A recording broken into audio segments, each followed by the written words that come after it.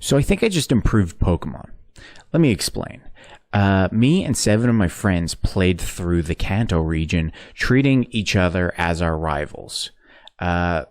I've always found that the rival in Pokemon games is both the best and worst part of the game. It's the best because you get to have someone go on this journey with you, and you get to see them improve as you yourself improve. You battle them at regular intervals and almost always come out on top, which is a slight issue for me. The rivals are cool because they break the rules of gym leaders and Pokemon trainers who all have like a shtick. Rivals have whatever they like, usually some of the best Pokemon. The thing is that losing to them has absolutely no consequence. You lose to a rival, you just go back there and battle them again. I think in later Pokemon games, you don't even get to re-battle them. It's just, they just move on. And you lose a couple bucks, I guess, from blacking out. That sucks. So what I did was I treated 7 of my friends as rivals, and if we lost, actually no matter what, we were trading Pokemon after each battle, keeping our teams spicy, keeping our teams fresh, and the winners of the battles were the ones to get to decide who or what Pokemon swapped with which, thereby making it consequential in the best way. There's a number of other rules that I'll explain as we go along, but I'm just going to walk you through the weeks as we played through this game. We treated every week as setup to our battle. At every Pokemon Center we stopped, we would halt progression, we would have level caps made by people who know Pokemon way better than me. And on Fridays, we would all tune in, and in order of people who arrived at the Pokemon Center first, choose our opponents. Whoever arrived at the Pokemon Center first that week got to choose their opponent first. A small advantage, but overall it really didn't decide winners and losers. We played with slight Nuzlocke rules where every week we were only allowed to add 1 Pokemon to our team. So for the first, I think, 5 weeks, we didn't actually trade Pokemon because we were building up our teams. This just meant that the first couple weeks were easy going, everybody getting into the routine of it, of battling each other and then playing through the actual game, battling gym leaders, going through caves, catching 1 new Pokemon for the team, and then spending the week leveling up your Pokemon and deciding moves for the upcoming battle. It was nice. Those were good times. I had fun those times. Don't get me wrong. The battles were tense back then. They just lacked consequence. So, you lose to someone better than you. Oh, well, they were better than me. Whatever, move on. I believe it was week 5 was when we all had our full teams. And that's when things really changed, because it became like a psychology experiment. Everybody, by the end of this, was fully locked in. It went from half of the players being try-hard Pokemon fans, the other half of the people being folks who like collecting cute guys, to by the end of it, we were all locked in. We all knew our Pokemon's movesets in and out. We had strategies, and goddamn, I was not expecting that. Before I get any further, let me explain the players. I think I would break up the players in 3 categories of good guys, kind of wild card in-betweens, and bad guys. All right? There were 8 of us, so of course I myself was in the wild card category. We had Orca Ace, who I would also describe as being in the wild card territory. She, many times before starting this, what I'll now call the experiment, mentioned to me about how she just wanted to build a team of cute little guys and wasn't going to be competitive at all because she didn't think she had the brain power for it. She will veer back and forth from good guy to bad guy throughout this. We also have Ben, who's the first person I'm going to put into the evil category. This guy has grown up playing Pokemon. He knows every Pokemon stats inside and out. He knows their special abilities. He knows a little bit about team comps for actual high-level competitive plays.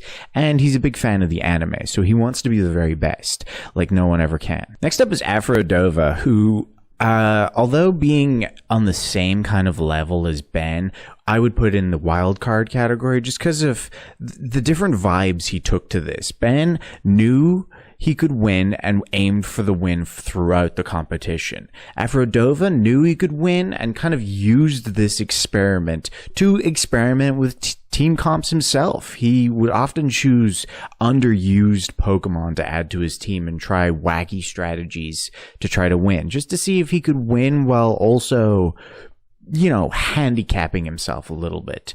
He also became a cult leader.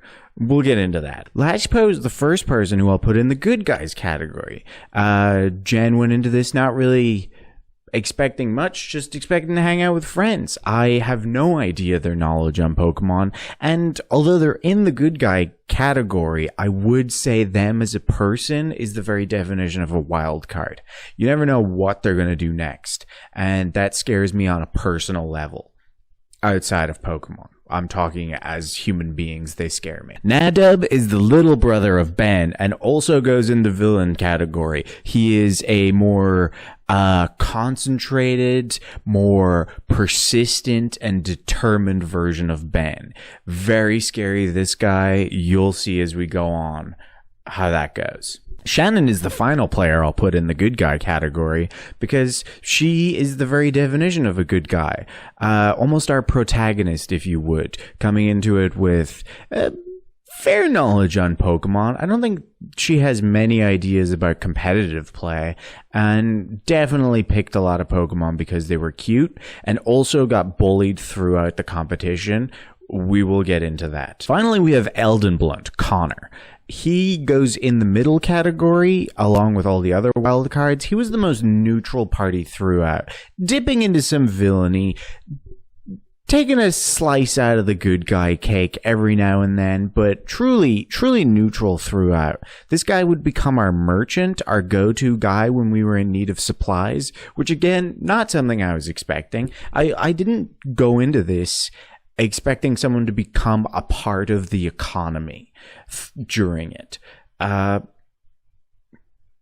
I'm spoiling too much. We'll get into it. Let me go over the rules briefly. We'll talk more as they come up throughout, but I want to explain off the top that when we started this, we had no fucking idea what we were doing. This was an experiment that I dreamt up. Literally, I had a dream that resulted in this.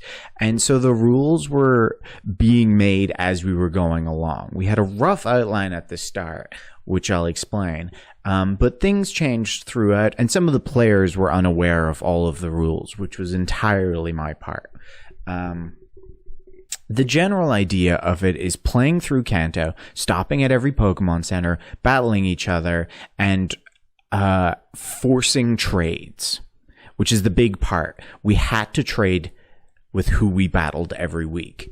The Pokemons traded were decided based on who won. So if I battled Aphrodova and I won, which does happen, we'll get into that, I get to pick which Pokemon he gives me and which Pokemon I give him. I get all the power in the trade, which can make for some interesting strategies. Right off the top, people were discussing, making a really crap Pokemon on your team that you're trying to give away to someone else. You take their best Pokemon and you give them like a Rattata, like a level 12 Rattata when we're all fighting the Pokemon League. Thanks. An important point of the trading is that we weren't allowed to trade our starters. In PokeMMO, your starter comes with a little ribbon that makes them untradeable. So we decided that everyone would have a partner Pokemon that was safe from being traded. This, for most players, was their starter. But if at some point you wanted to swap out your starter for a new Pokemon, you were allowed to, and you just had to designate one Pokemon on the team to be your partner, and that one was safe. No one could steal it.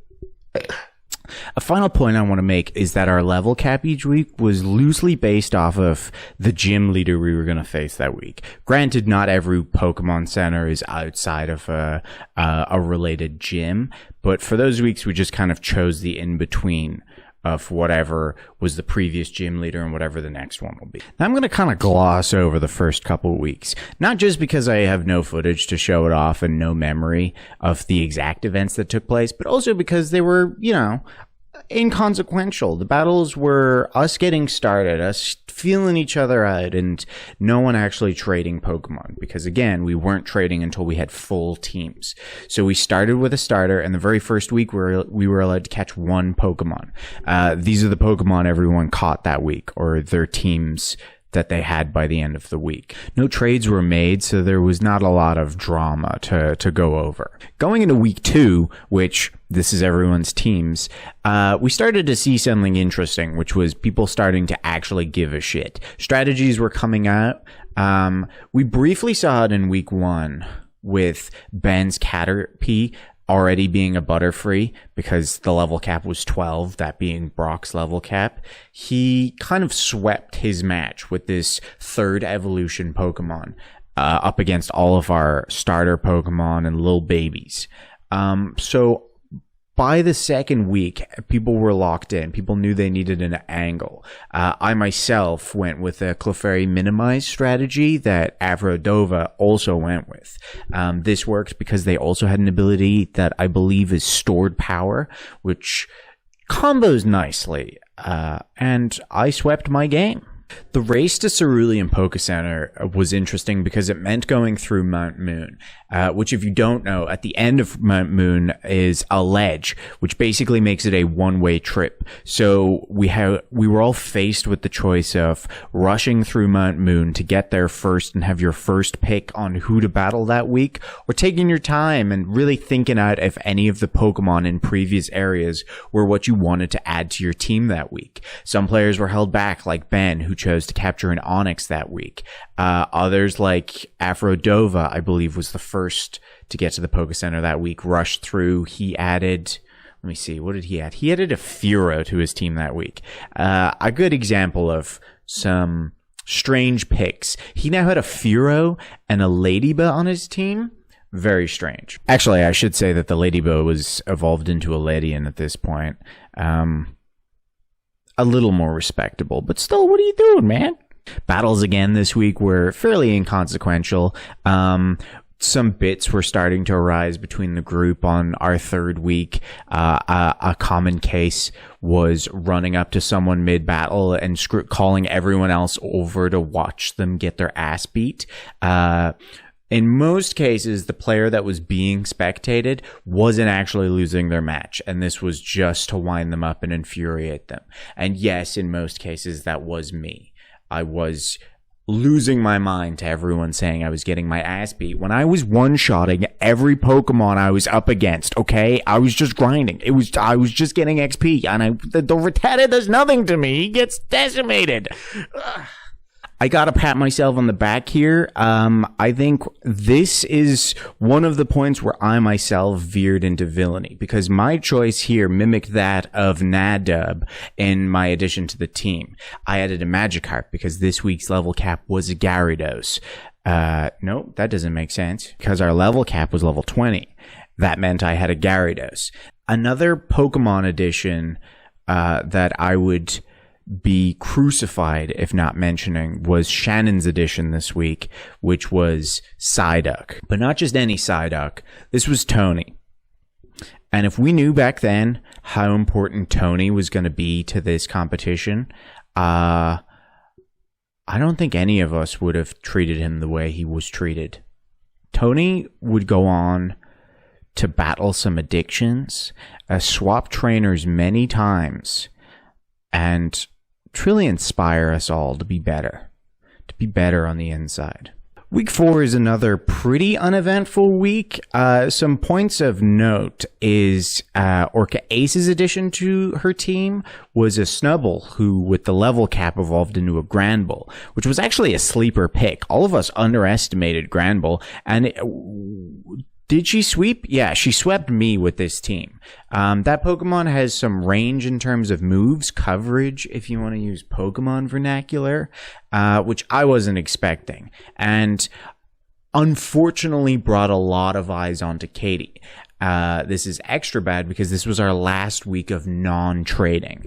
Next week is when things got serious, and this is the point where you really didn't want eyes on you. I thought that by adding a Vulpix to my team, because Vulpix is my favorite Pokemon, I wouldn't really draw many eyes. You know, people would see a Vulpix and move on, whereas I see the greatest creature in all of Pokemon. I was very wrong. Everyone knew it was my favorite and knew it had to be stripped from me ASAP. Other additions, we got access to Abra, so 2 people with Kadabras, I believe Jen and Connor, started this week, which is scary because an OG Pokemon, Alakazam, was the best Pokemon. We had the villains, being the brothers, both added Clefairies to their teams, given that this week we got access to Moonstones. So they both had Clefables, as well as myself and Aphrodova, who'd added them weeks prior. This was the second case of the brothers adding their own, or adding the same Pokemon to their team. Finally, Rock Tunnel, week 5. This is when the experiment became the competition. This is when all bets were off, all friendships were gone, and people were at each other's throats to take each other's Pokemon and build the best team. I didn't mention until now, but at the end of this, when we'd all beaten the Elite Four, we'd agreed to do a small tournament to decide who had the best team by the end of it. There was no prizes for this, just a monochrome of bragging rights. And I did not think it would motivate us as much as it did. I underestimated bragging rights when it comes to gamers. They need nothing else. We need no cash prizes, no rewards for any of this, just to be able to say we held one over our friends. There were no real noteworthy additions this week. Here they are. Here is our final teams going into the battle weeks, the trade weeks, the consequential weeks. I myself went up against Aphrodova and managed to pull one out in victory. We swapped fairly inconsequential Pokemon. Yeah, I swapped my Mankey for a Magnemite. Both Pokemon I like, but not really screwing either of us over. This would be the first week of many that a Kadabra / Alakazam would get traded. Connor lost to Nadab and lost his Kadabra as a result. Nadab giving away his recently acquired Clefable, casting away his connections to his brother. Ben would go up against Shannon, beat Shannon, and get rid of that Butterfree that he'd taken for the very first week, as it hadn't really treated him well since. Butterfree proved to be a strong choice early on with a heavy drop-off. He took Tony. And so Shannon had lost her child and gained the bug, a butterfly, which she hated. Katie would go up against Jen and lose, thus giving away her Graveler and gain a Nidoking. I believe Nidoking. Not a bad trade, really, overall. This week we also had to contend with Rock Tunnel itself, which, if you don't have Flash, is a dark, blind tunnel. Maze, if you would. And of course, I did not have Flash, but was unwilling to give up the race for the Pokemon Center, and so did not go back to get Flash. I followed my fellow trainers through the darkness, holding their hands, as they led me astray for quite a bit. But we got through it in the end, and thus I gave myself another position of no return. Going into Celadon week 6, I have to clarify one rule that we didn't clarify to our players, which is when you are traded a Pokemon, that Pokemon has to remain in your team for 1 week. You're allowed to swap Pokemon in and out. Any additions you have at this point obviously needs to replace someone in your team. So you are allowed to replace Pokemon you've been given so long as you use them for the presiding week. Shannon did not know this. And so during her battle, when it was revealed, she was punished. This is also where keeping track of everybody's Pokemons, here are their teams, becomes very difficult because they are both adding a Pokemon of their own volition each week and trading Pokemons each week. So we go from one new edition to 2 editions. I myself got a Murkrow, which led to the Duskstone story.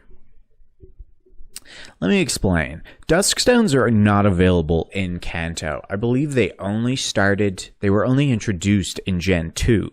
And so, what was I going to Murkrow for? I couldn't evolve this thing. I just think he's a neat bird. We cut ourselves off from using the MMO's like global trade link, I think it's called, which lets you buy items from other players. So you would easily be able to buy a Duskstone while in Kanto, but we'd refuse to allow this because who knows what kind of shit you could buy that would give you an edge over our fellow competitors.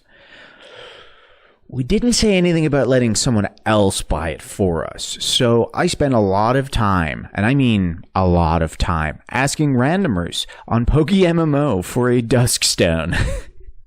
And surprisingly, the only people to be receptive to this were non-English speakers, specifically Spanish speakers. Through Google Translate and expert negotiation, I was able to convince one of these to give me a Duskstone and thus get me a Honchkrow. Honchkrow? I called him Honk. No, I called him Merc. I should have called him Honk. I also suffered a cataclysmic loss this week. I would say at this point I was in the wild card tier, maybe veering a little bit into good guy territory as I was just hanging out, you know? The week before I had a fairly dramaless battle with Avrodova. Ever since I caught my Vulpix, I was happy.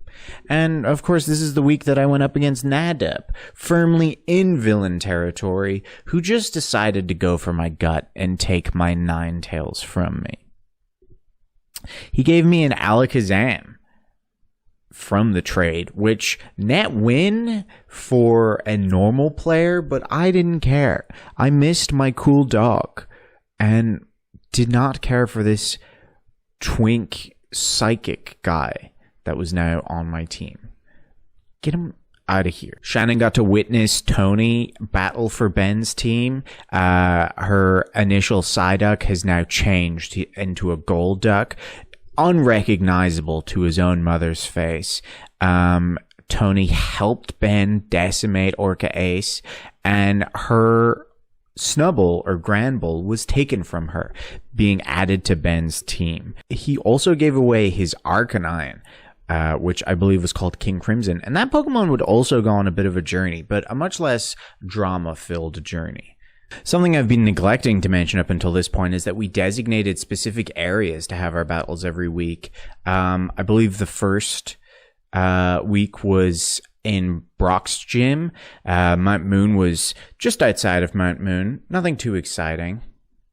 Week 3 was Misty's gym, continuing the theme of gyms, but for Vermilion, we battled in the little construction yard that's outside the town, or it's in the town. Week 5, Rock Tunnel, we battled outside the tunnel. We gained a bit of a crowd doing that this week, which is really when we started to cop on that this thing we were doing was not normal, and people were very confused by it. In Celadon, week 6, we battled on the top of the department store, thus getting ourselves away from the prying eyes of commoners and actually chased a couple people away, which was mean, but pretty funny. Week 7, of course, Lavender Town, so we battled in the Pokemon Cemetery Tower thing. My little psychic twink boy did not remain in my hands for very long as Connor challenged me. Little bummed about that, but I did get his Pokemon Nidoking, who he lovingly left a berry on, so I nicknamed him Berry Boy, as Connor did not have any nicknames for his Pokemon. We all kind of aimed to have themes with our Pokemon names so that towards the end of it we would have a weird amalgamation of themed names in our teams. Connor's theme was just the Pokemon's name. Nothing crazy there. My theming was just noises, just things I thought sounded good. Pliff, blurp, good shit like that. I believe Ben's was JoJo stands, / rock bands, something like that. Orca Aces was just everyday objects. I don't quite remember everyone else's naming schemes, but they were there. Our teams looked like this, with all of our starters being officially in their third evolution. Most of us weren't going to have Pokemon that were unevolved at this point in the league. Just taking a quick scan over our teams here, I don't see any unevolved Pokemon. I see one. Which was Lazpo's first addition to their team, a Ponyta, who doesn't evolve until late in the game, Rapidash. This did make it so that Jen had a solid connection with this Pokemon because they'd remained a constant in their team and kept prying eyes off of it, as it wasn't anything noteworthy compared to the Golem or Alakazam they had on their team. They also lost their Alakazam, which made this the third week in a row to have an Alakazam-Kadabra trade. Our main villain for this story, Nadab, would also make his critical mistake for the competition here. You see, everyone that had been battling Shannon and trading with Shannon, our protagonist, if you've forgotten, had been trading her flying types. We had collectively decided that Shannon was going to be our bird type trainer. We didn't have to have a theme. In fact, no one else had a theme, but we'd all decided that Shannon was going to have the theme of bird types. So we were trading her all of the flying types. Unfortunately, Nadab chose to battle Shannon, and his only flying type on his team was his Gyarados. This is a Gyarados he raised from a Magikarp and had perfectly EV trained, and I believe specified its nature to make this thing a killing machine. He committed to the bit though, so you gotta give him some props. In return, he got a Sandslash, which, not the best deal, really. But to each their own. Moments after this, he regretted this trade, asking to undo, but it was too late. The Gyarados, Mongo, was in her hands, and her flying team was inches from perfection. Ben would go up against Jen this week, and although beating Jen, choose to give up Tony, who had developed quite the addiction to HMs. This was a turning point in Tony's story, going from a little boy stripped from his mother, forced to consume HMs in order to battle as efficiently as possible, and now he was put in the loving hands of Jen. And Jen's in our good tier. What could possibly go wrong? Orca Ace would go up against Aphrodova and clinch out a win, trading their Nidoking for Aphrodova's Gengar, which a pretty devastating loss because Gengar is one of the better Pokemon in Gen 1. And we had a rule that I have yet to mention, which is once you've added a Pokemon to your team, if it leaves your team for any reason, you cannot catch a new one and add it to your team. So you're only allowed one of each Pokemon. If you have a Gengar and you beat your opponent who also has a Gengar, you can't force them to give you their Gengar. You can't double up. Not that you'd want to, but if you had a Gengar, lost that Gengar, and then beat someone else with a Gengar, you could take theirs because you didn't catch it. Does that make sense? Am I explaining this well? Hopefully. Moving on. Moving on to week 8, we're really starting to see everyone get into their flow of things. Connor has really delved deep into the MMO aspect of PokeMMO and begun grinding the hell out of this game. He is money man. He is item man. If you need something and you're good at talking to him, you're gonna get it, okay? He has changed his whole identity from Connor, the neutral party, to, well, the merchant from Resi 4. Unexpected, but hey, Connor likes me, so I got a good deal out of this. I myself dipped my toes back into villainy this week, as Jen was in need of some humbling. They had finally acquired a Rapidash, and I wanted that Rapidash. Of course, this proved to be a vital mistake, and I was swept by their team, and as a result, lost the Magnemite I had taken from Aphrodova weeks ago, moments before it reached its third evolution. In return, I got a Clefable, which I had already benched my own Clefable because it had stopped being useful to me. I didn't really care for the early week strategies of Minimize, as most teams had an ability or move like Swift that guaranteed a hit no matter what. People basically had developed counters to the first week strategies. So things like Minimize or sleeping your opponent wouldn't really work anymore. Shannon and Katie would go up against each other, which was quite a surprise, as Nadeb had been gunning for Shannon since he gave up his Mongo. The reasoning for this was 2 cases of cheating were caught this week. Nadeb and Connor both got cheated on different rule breakings. Nadeb's being, I believe that he added a illegal Snorlax to his team. The whole ribbon thing that I explained earlier, he wasn't allowed 2 of them. And Connor had just been ignoring the level caps and the stopping points we'd placed for each other. And he had already had Fly long before the rest of us were allowed to have Fly. The only punishment, which is the same punishment we gave to Shannon weeks before, is just that they went to the bottom of the choosing list. Hence why Katie was able to challenge Shannon.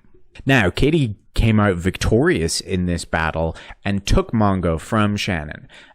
This was a blessing to Shannon, as she no longer had the target on her back from Nadeb, but it also meant that Mongo was forced to remain in rotation for another week.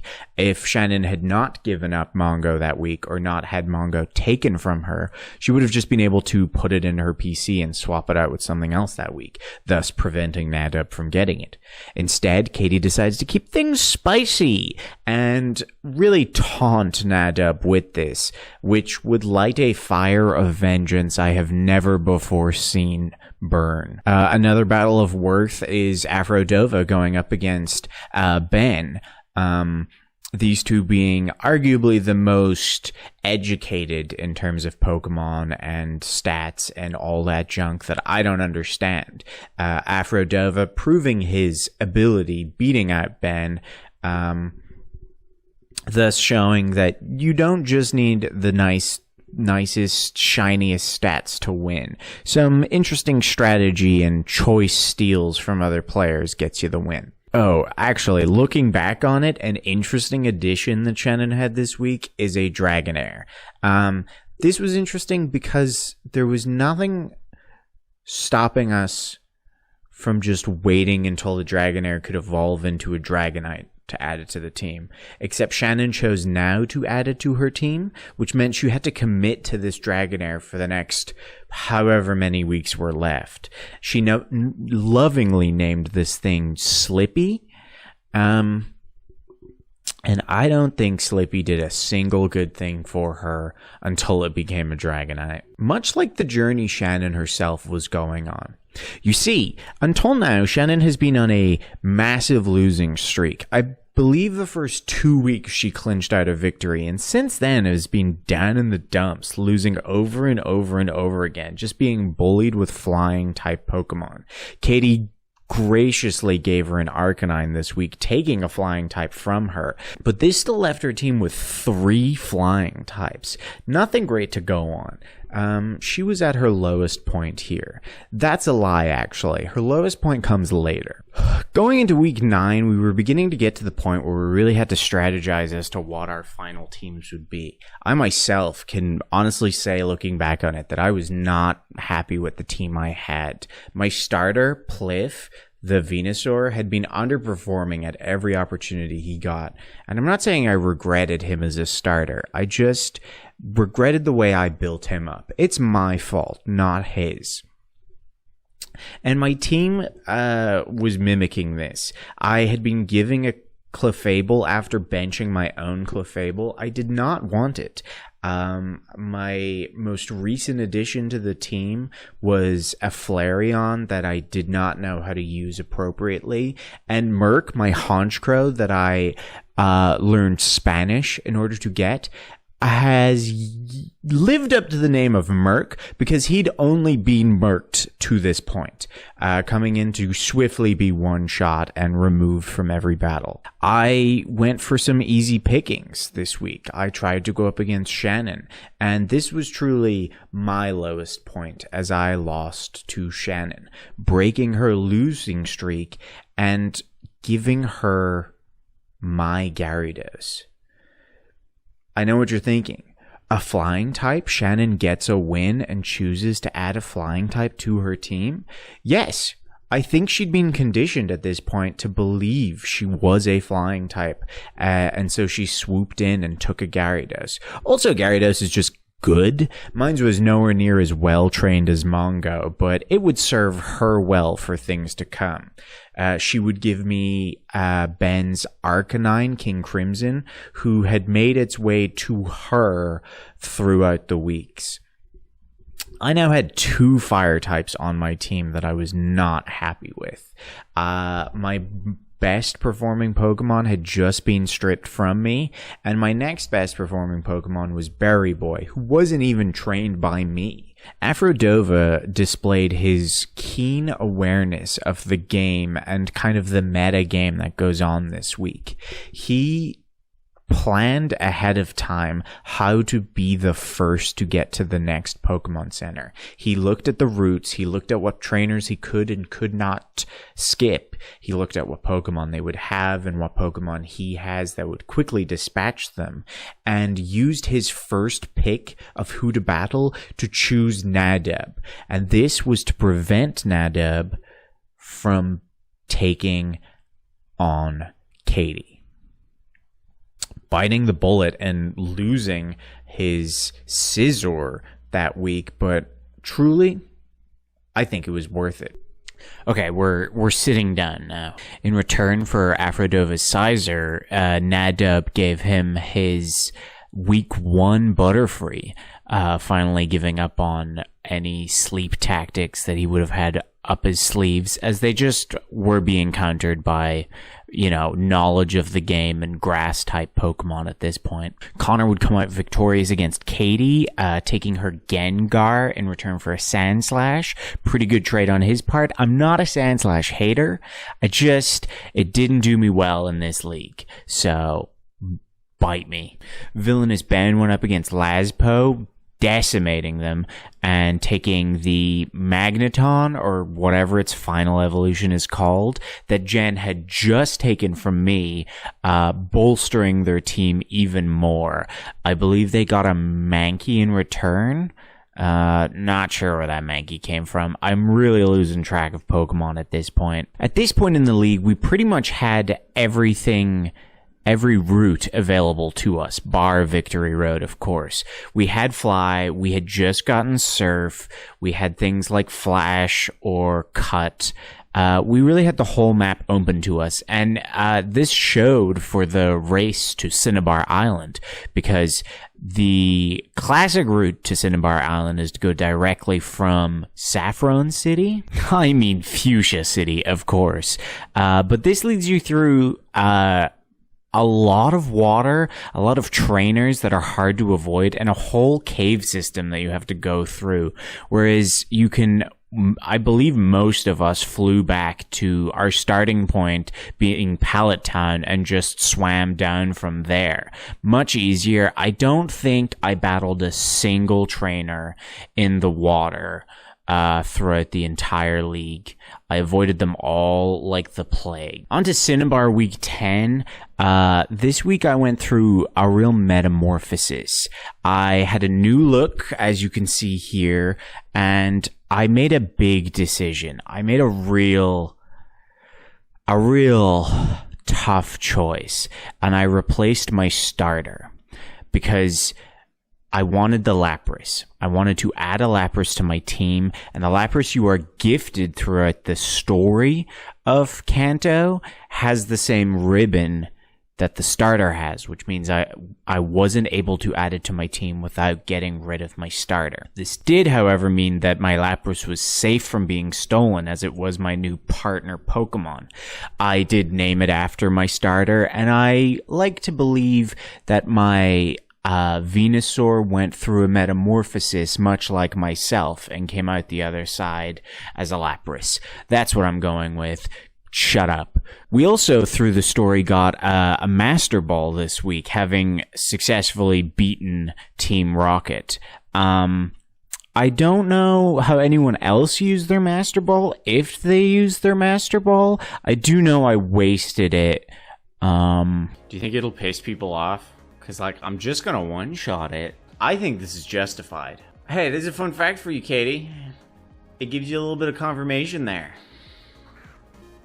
A little pointless if you ask me, because when I'm going to use a Master Ball, I'm certain I want to use a Master Ball. Just, you know me. An interesting note on the battles this week is that we'd agreed to do double battles. We'd done this before in one of the early weeks as kind of a test run for it, back when we weren't trading, so there weren't any consequences to getting wrecked by double team strategies or whatever had you. We were going into this week knowing that we had to prepare. Shannon went up against Aphrodova in this week, losing, of course, and trading her Magnezone for an Alakazam, thus continuing the theme of an Alakazam being traded every single week so far. We had Brother v Brother this week, with Ben challenging his brother. I believe he'd specifically curated his team for this week to fight his brother's team. So he won in the end and traded his Jolteon for a Scizor. I think so far in the league, this is only Nadub's second loss.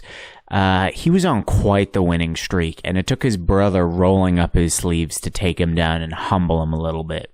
Of course, I myself had a massive betrayal this week. You see, during my low point of losing to Shannon, I reached out to one of the other players, being Katie, for some training, for some assistance. I was a young lost lad in need of a mentor, and Katie was a shining beacon, a Mr. Miyagi, if you would.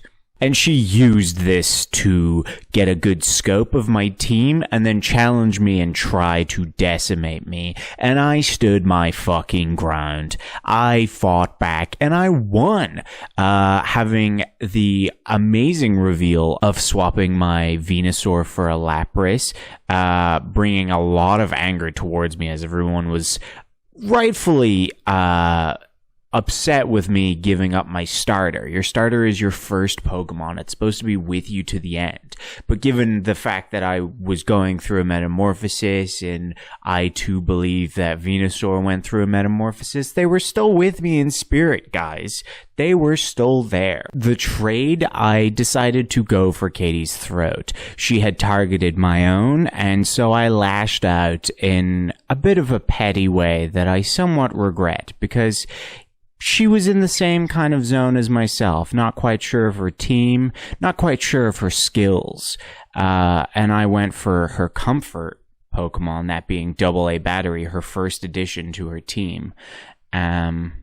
And I do feel bad. Talking about loving Pokemon being traded, Connor went up against Lazpo and took Tony from them, putting Tony back in estranged hands, as Lazpo and Shannon have quite a close friendship, and I'm sure Shannon took some comfort in knowing Tony was in their hands. Shannon and Connor do not have a close friendship, and I'm sure she was quite terrified to know that Tony was now in Connor's hands. On to week 11, we have quite a bit of progress to do. We have no more Poke Centers to hit with this. This is our final week of trading, and we had to fight our way through both Cinnabar Island Gym and Giovanni's Gym, because there's no more Poke Centers. So we decided the last battles would take place pre-Victory Road, outside of the little cave once you've handed over all your badges before you can actually challenge the Elite Four. This meant also fighting the rival after Giovanni, and this truly was Shannon's low point. She struggled with Giovanni. I myself also struggled. My team was quite heavily countered by his, being a ground type gym, and of course Shannon had her bird team, so she wasn't doing so good either. She went under the mentorship of Ben in an attempt for Ben to try to stray away from the evil that had been associated with him throughout the league. However, this didn't work well, as he wasn't the best mentor, at least not suited to Shannon's needs, and I think she had about 6 breakdowns en route to Victory Road. She also struggled with the rival battle. I think towards the end of the rival battle, she stopped listening to Ben, and this led her to gain a little bit more confidence in herself. Real late in the league to be getting that, but boy, was it entertaining to witness from afar. Afrodova went up against Lazpo in this week, losing and having to trade away his Magnezone as a result. He got a Lantern from them in return, which I always mistake as my favorite Pokemon, because one of my favorite Pokemon is Chandelure, who is a Lantern, but Lantern is not a Lantern. He's like a light fish guy. It's confusing. I don't vibe with that Pokemon. The previously mentioned pseudo-rivalry between Connor and Shannon came to a front this week, with him challenging her. However, even after beating Shannon, he made the decision to give her back Tony. It was a beautiful reunion, and I believe Shannon gaining back Tony and beating her in-game rival on their own really gave Shannon some confidence. It really brought her out of her darkness, and I did not expect it from Connor.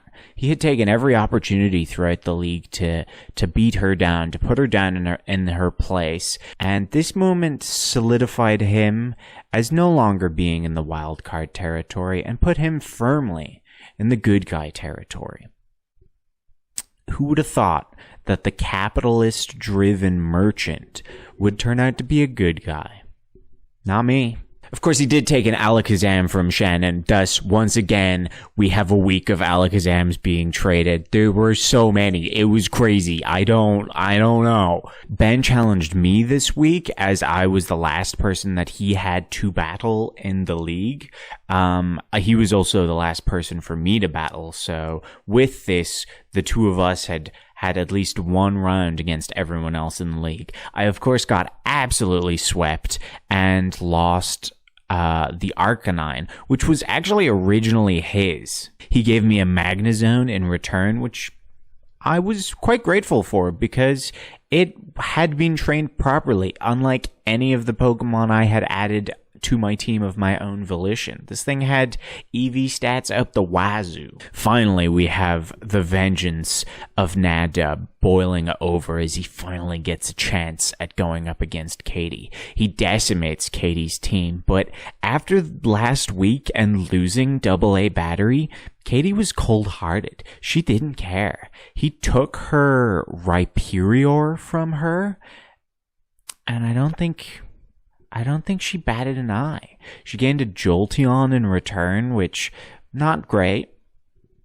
And I still don't think she cared. Her team had gone from a group of little guys who just wanted to travel around Kanto and have some fun to husks of what they once were. This was her lowest point. This really solidified Nadab as the villain of the league, and going into the final week, the final tournament, he was looking pretty unstoppable. His team was stacked. We'd made an agreement that any Pokemon that we'd gained from trades this week, we were allowed to replace. Because this was our last week, the tournament was going to be our last week, we didn't want anyone to be stuck with a Pokemon in their final team that they didn't want. This did, however, mean that the teams going into the final week were only allowed one change, unless you were to keep the Pokemon you were given. Tough choices lay ahead, and we also had a long break between this week and the final week. And I believe a lot of us went on our own little journeys, our own little mental journeys during this time. Before I go into the final tournament and begin discussing the actual victor of this whole experiment competition, I do want to say that so much more happened during this. This video is very much from my perspective of the league, and I'm sorry for anyone who I miss details on your own little journeys. We're gonna try to do some videos on the channel where everyone gets to say their piece. Probably Best Rivals is the best place to see that. And just to give a slight idea of this, I haven't mentioned the cult. The cult, I don't know when it started, but at this point in the league, we were all a part of a cult that Afrodova had started, and we were indoctrinating new members. Just random people playing the game were getting introduced to this almost pyramid scheme of a cult. That was wild, and I'm very sorry I can't explain the whole thing. I'll link some videos in the description if we ever talk about it. Our final teams stand thus. And just taking a look at it, everybody came into this with pretty solid teams. We all managed to keep our cool for most of it, and there's quite a variety of Pokemon there. I'm going to link below in the description an Excel sheet, a beautiful Excel sheet that Orca Ace made, keeping track of stats and the teams throughout the weeks of the league. Unnecessary contribution by Orca Ace, but for this video specifically, I have been going over it, and all of the graphics you've seen throughout the video have been taken from that. A huge thank you for that. As said, everyone went on their own little journeys between the time off before the tournament, and I only truly know of my own journey. I, after being betrayed by Katie weeks prior, went on the search for a mentor once again. After gaining all of the badges, we had gained access through the shops to essentially every single move in Pokemon. And so there is nothing stopping us from training our Pokemon exactly as necessary. And so I, of course, reached out to Ben to help teach me how to build a Pokemon team. He shot me down. He refused me. He closed the door and refused to answer to my knocks. And I was lost. I didn't know what to do. I had no idea how to build a team for this competitive tournament, how to aim for victory. I thought, maybe I'll just accept going out as one of the first players. And good guy Connor reached out. He offered to train me. He told me what I needed to do, and I did. I trained my team hard. I spent hours EV training my Pokemon, those that hadn't been EV trained by others. I bought moves specifically to gain coverage for Pokemon, none of which I can really retain now, but I'm sure if I were to pick up Pokemon again, it would come back to me. This was an unfortunate mentorship, however, as when the tournament brackets were announced, round one was against Connor. I'm getting ahead of myself a little bit. We decided to do a loser's bracket for the tournament. This means that everyone had to lose at least 2 fights before being fully knocked out of the tournament. Here you can see the initial brackets. Players were randomly chosen who would be up against one another. But I was in a terrifying position because I was in the very first round going up against Connor. I had fought him multiple times during our training to see if my team improved at all. And although I got better, than my previous battles, I still never managed to beat Connor. And so going up against him first, I knew I was going to lose. And then going into the losers bracket, I was either going to be up against Ben or Nadab. I was for sure going out. This mentality was shared by Katie. She had built a little bit of confidence back in her team during her solo journey, and I, filled her with confidence that I was taking good care of AA Battery. As much as I trained half of my team with EVs and wiped their moves to be much more competitive based, I did not touch AA Battery. I had respect, and it had been built quite well already. Orca Ace was going up against Afro Dova in the first round, and so understandably was as confident as I was that we were going to win. Shannon and Lazpo, the long-standing best mates of this league, were going up against each other as well in the first round. Even though the initial bracket was randomly chosen, it was stacked with the best choices. So much drama. Now, although Lazpo and Shannon were good friends, Shannon did not hold back. She decimated Lazpo's team, not even needing to use her secret weapon that she'd spent 2 weeks training. Yeah, that's right. Our bird type trainer had come in with a full fucking competitively built team. Shannon wiped the floor with Lazpo's team, holding back nothing. We weren't doing best of threes or anything like that. These were all just one battle. Winner takes all. Katie lit a beacon of hope for us underdogs by actually beating Afro Dova in her fight, thus kicking one of the best players in the league into the losers bracket in the very first round. Unbelievable results, really. This moment inspired me. I held nothing back against my previous mentor, and with my determination and quite a bit of luck, I would manage to beat Connor, keeping myself in the winners league and dooming him to go up against either Ben or Nadab. And finally, for the first round, we had brother v brother once again. Sadly, this time Ben's team had not been curated specifically to beat Nadab's, and he lost. This meant that for the losers bracket, Ben was going up against Connor, and Hudie was going up against Jen. 2 of those 4 players were going to be knocked out of the tournament. All of the weeks of this league were going to be put to rest for them. This was the end. The first battle of this round was Shannon against Katie. Shannon with a new determination unlocked, with a team built for absolute domination, and Katie with an unbridled joy at making it through the first round. Finally, she was starting to think, hey, maybe I can win this league. Maybe I can make a name for myself here. That didn't last long, as, oh my god, the team Shannon built was terrifying. She had added an Umbreon to the team and built it as a tank, which I didn't know was a thing people did. This thing was unstoppable and decimated Katie. And honestly, I think Katie was happy to be knocked out of the winners bracket by someone so hopeful, someone who didn't become a husk throughout this league. Shannon had her low moments, but she always came back from them smiling.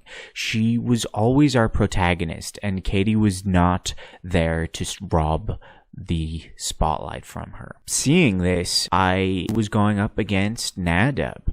I knew that he was the villain, and I now knew, as did everyone else, that Shannon was the protagonist. And so I thought the only way for good to win in this league was for me to step up here and take out Nadab. I needed to give Shannon every opportunity she could get to winning the league. I attempted to give Nadab a loss, and I unfortunately failed horribly at this. He swept my team, and I was removed from the winners bracket. Finally, we have the battles. the first round of battles in the losers bracket. This was a scary place to be because all you needed to do was lose one match and you were out. First battle was Hudi against Lazpo. Afrodova showed his skill. He showed why everyone considered him to be one of the better players in the league. Lazpo just happened to get the worst luck with their opponents in the tournament and was the first to be removed from the league. They took it gracefully and stayed, as did everyone who was removed from the tournament, to watch as a sideline spectator. We gave everyone who lost a moment to recap on their experiences, and we stood in line as they walked out, ferried off the screen with loss, only to return like a minute later because, like I said, they were watching the rest of the battles. Quickly following Lazpo was Connor, who stood no chance against Ben. He also just had bad luck, not only against his opponents, but in his battles. I had, I think, 3 opportune quick claws prog during my battle with Connor, which, I mean, how are you supposed to battle that? And against Ben, I'm sure there was some sort of trickery used. I don't remember. Don't forget, Ben's a villain, so he used villain tactics to knock Connor out of the league. He took his loss a little less gracefully than Jen, but I still hold him in my heart for the things he did for me, from selling me stuff on the cheap to mentoring me for my final week to then knock him out of the league. Not your smartest move, Connor, but hey, I appreciate it. Going into the third round, we have Shannon against Nadab in the winner's bracket. These are the last 2 remaining players, and if we had been doing a single loss knockout, this would be the fight for victory. This was our protagonist Shannon's anime moment of the league. She poured everything she had into this fight, using the stealth tank Umbreon against Nadab in ways he wasn't expecting from Shannon. She proved why anyone in this league has a chance to win in the end, why everyone should give it their all. She went from losing about 90% of her battles throughout the league to beating the person who had won 90% of his battles throughout the league. I do think she cried, but in fairness, I cried too. I leapt around the room with joy when this happened. The vibes in this moment, the emotions that were going through everyone, impeccable. If this was the one good thing to come out of this league, Shannon beating Nadab, it was worth it. This moment will go down in a history for the group of us. Nadab was knocked into the losers bracket, and checking out there, I was up against Afrodova. Ben was going up against Katie. Katie and I were once again faced with a mountain of a challenge if we wanted to stay in the league. I myself going up against Afrodova meant that I was going up against my cult leader. I had made a name for myself in this cult, and I was scared. I didn't let that fear stop me, though. I put up the best fight I could, and it went down to the wire. We were both down to a single Pokemon left, and unfortunately, I lost. I was the 3rd person to be knocked out of the tournament that I had initially organized. A cutting moment, but after the illustrious victory of Shannon, I had achieved everything I set out to do. Making this league, making this tournament, I just wanted to have fun moments with my friends. Play Pokemon in a new way that hadn't yet been played. And it was worth it. I was fine being knocked out, and going up against Afrodova, being arguably the kindest of the pro Pokemon players, I wouldn't have it any other way. Katie went up against Ben, and Ben was fighting with a burning passion. We had seen Nadab previously exhibit this burning passion that the brothers had in them, I guess through family genetics, when he was gunning for Katie. And Ben displayed this after losing to his brother in the first round of the tournament. He wiped Connor out without a moment's hesitation because he was determined to get a rematch with his brother. He was going to make certain that he was the one to knock out his brother. And this meant that Katie was also just another pebble in the road for him, swept aside swiftly, and she was the fourth person to be knocked out of the league. Her and I went into the tournament with little hope, and after the first round had built up quite a camaraderie. We each did better than we expected, and so she, much like myself, stepped away from the tournament with quite a bit of pride. At this point in the tournament, we had to decide who was going to be the one to go up against Matthew. Because he'd been knocked out in the finals of the winner's bracket, it meant that he was going to go up against the winner of the loser's bracket to attempt to gain another chance at Shannon. Cutie had previously beaten Ben in about 2 weeks prior, displaying that numbers and statistics aren't all you need. You need quite a bit of wit and a lot of thinking outside of the books in order to come out victorious in a Pokemon battle. And unfortunately for Aphrodova, Ben had taken this to heart. He managed to beat out Aphrodova, and we had our first skilled trainer. Skilled's a little harsh to use because a lot of the trainers that had been knocked out at this point were skilled in their own way. But this was our first trainer that had quite an in-depth knowledge of the game being knocked out. Aphrodova spent the league tweaking his team, coming up with fun strategies, and in the end, it wasn't enough.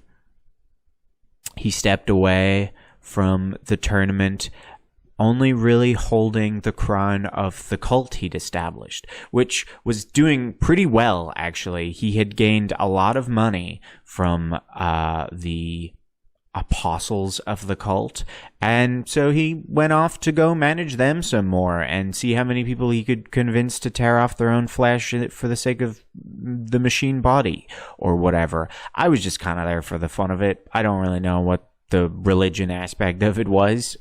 This brought us to the brothers battling once again. Unfortunately, this battle just wasn't as interesting as the first one.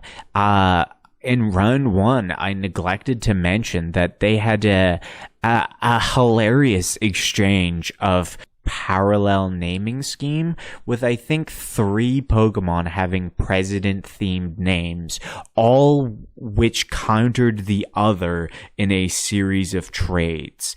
Ben taking out his first president-themed Pokemon, Nadab countering with his president-themed Pokemon, and Ben coming in with a second. I don't entirely recall if that's what happened. We'll discuss it somewhere in the future. I can't do that story justice. In the end, Nadab fought valiantly for his redemption against Shannon and got it. Shannon was going to have to defend her winner's title against Nadab. All she had to do was beat him once, whereas in order to knock Shannon out, Nadab had to beat her twice. This was the coolest conclusion we could have had to the league, because we had the ultimate good guy Shannon going up against the ultimate bad guy Nadab. I don't think any of us had hope at the start of this league that good could win. none of us believed ourselves to have the skill to stop evil from reigning supreme, and Shannon had just proven in her previous battle that actually it is possible and not to give up hope. Sadly, this story isn't one with a happy ending. Nadab did manage to clench out 2 victories against Shannon, having gotten a good idea of her team and just ripping through them. We end the league on a bit of a sad note. Nadab gets his rightful victory. He strategized well throughout the league. He had one of the most play times in the game by the end. He earned his victory, and I don't want to diminish that in any ways. He went along with the bits when necessary. He gave away Mongo, one of his best Pokemon, to Shannon, and he did this for the bit, to make everyone happy, to make everyone laugh. And so I think he deserves it in more ways than one in the end. And Shannon did her part too.